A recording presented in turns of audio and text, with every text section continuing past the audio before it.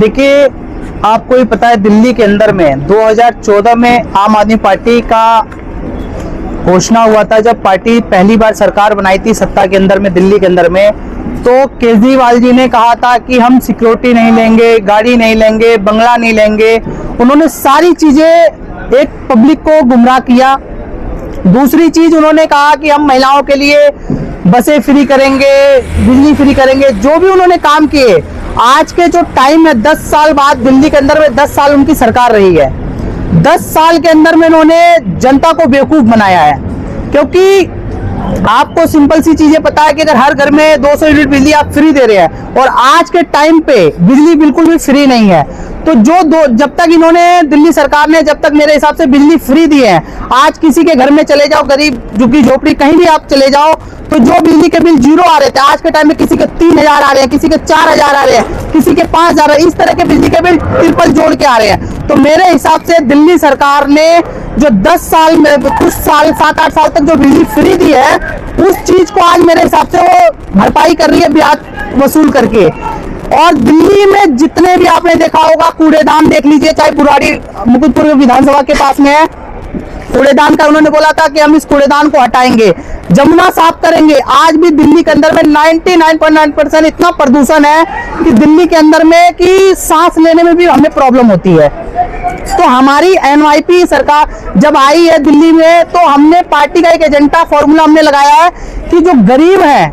गरीबों के लिए हमने एक बहुत उच्च शिक्षा के लिए विचार रखे हैं। जो लोग युवा साथी हैं जो बेरोजगार घूम रहे हैं, उनके लिए हमने रोजगार की व्यवस्थाएं रखी है।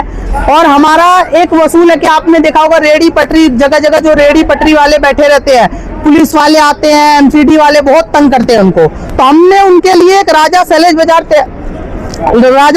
बाजार तय बाजारी योजना एक हमने वो किया कि ताकि उनको एक अलर्ट देंगे कि आप अपनी दुकान एक सीमित जगह, जैसे आजादपुर ये फल मंडी है, ये भी एक तय बाजारी की तरह, इसको एक परमिशन मिल गई कि आप यहाँ पे अपना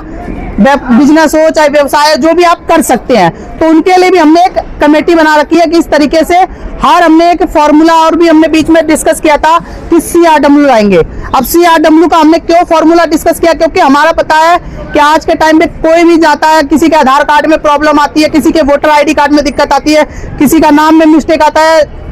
जैसे तो दिक्कत आती थी। तो क्या है कि हमने CRW का एक प्लेटफॉर्म लाया कि जो काम दिल्ली सरकार में, जैसे जब बच्चा जन्म लेता है तो आपको पता है कि हॉस्पिटल के अंदर में शुरू से लेकर लास्ट तक सारे कंप्यूटर में सिस्टम ऐड होते हैं, लेकिन वही कुछ साल के बाद जब देखा जाता है तो बच्चे की कहीं भी आप किसी दफ्तर में चले जाओ, चाहे वोटर इलेक्शन इंचार्ज चले जाओ, चाहे आधार कार्ड सेंटर में चले जाओ, तो हर चीजें ना कोई स्पेलिंग मिस्टेक कर देते हैं। तो जब बच्चा जन्म लेता है हॉस्पिटल में, तो डाटा जो सिस्टम में रहता है वो डाटा के ऑटोमेटिक शो नहीं करता है। दूसरी चीज हमने एक फॉर्मूला और भी रखा है कि जो सुबह 8 बजे सब ड्यूटी चले जाते हैं, तो बेचारे किसी को अभी जैसे इलेक्शन का टाइम है, वोटर ID कार्ड बहुत से लोगों के नहीं है, तो बेचारे वो लोग परेशान हो रहे हैं। अब हमने CRW का प्लेटफॉर्म लाएंगे, तो हमने सोचा है कि जो दिल्ली सरकार के अंदर में जो दिन में काम होते हैं, सरकारी दफ्तर खुले होते हैं, हमने ये सोचा है कि वो ही सरकारी दफ्तर हम 24 घंटे खोल के रखें। जो दिन में काम होगा, कोई 10 बजे रात को ड्यूटी आता है, तो उसके लिए हमने एक CRW सेंटर विंडो खिड़की एक बनाया है, ताकि रात को भी हम उस चीज पे काम कर सके। तो हमारी प्लानिंग अभी चल रही है। अगर दिल्ली में अगर हमारी सरकार आती है, तो हमने गरीबों के लिए, युवाओं के लिए, हर चीजों के लिए हमने सोच रखा है।